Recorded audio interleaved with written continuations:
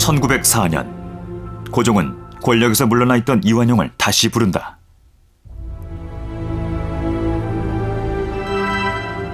그에게 비밀리에 임무를 맡기기 위해서였다.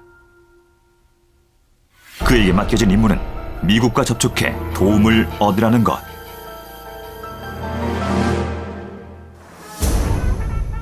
당시는 일본과 러시아의 전쟁 위협이 고조되던 시기, 친러시아 노선을 걷고 있던 고종으로서는 전쟁에서 일본이 이길 경우 큰 위험이 닥칠 것을 우려했다.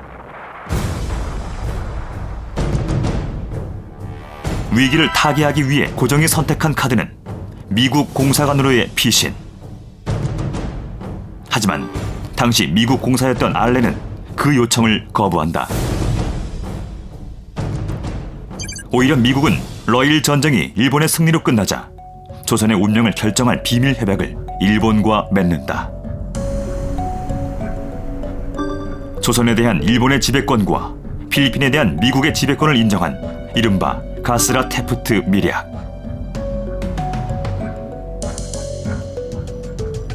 이 비밀 협정이 맺어진 4개월 후 일본은 을사늑약으로 조선의 외교권을 박탈한다. 가스라 테프트 밀약의 존재를 몰랐던 고종은 헐버트를 통해 미국에 도움을 요청한다.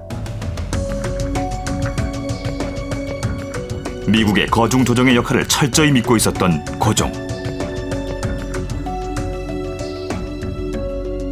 그러나 미국 정부에서 보낸 회신은 그의 믿음을 좌절시킨다. 고종의 요청을 거절한 미국의 속내는 과연 무엇이었을까? 이제 일사늑약 체결 당시 이제 민영찬이 이렇게 도움을 요청을 하는데 이런 지하에 도와줄 수 없대. 저런 서신을 보내요. 예. 진짜 섭섭하네요.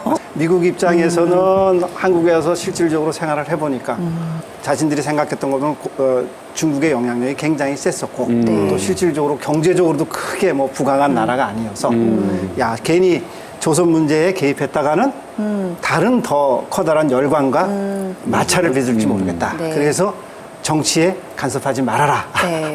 거중 조정이 아니라 엄격한 중립을 표방합니다. 이런 미국의 비협조적인 자세 그 배경이 또 좀 궁금해지는데요. 또 만물각 연결해서 자세히 알아보겠습니다.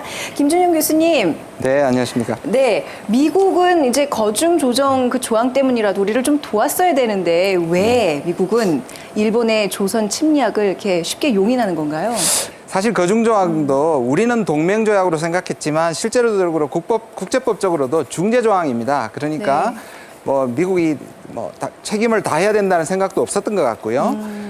조선하고 처음으로 수교를 했지만 이권은 챙기면서도 여전히 조선은 중국이나 일본에 비해서 자기 관심권 하에 있지 않고요. 네. 또 하나 중요한 변수는 당시 대통령이었던 티오도르 루즈벨트가 네. 일본에 대해서 굉장히 호감을 가지고 있었습니다. 그래서 사무라이 정신에 대해서 존경을 하고요.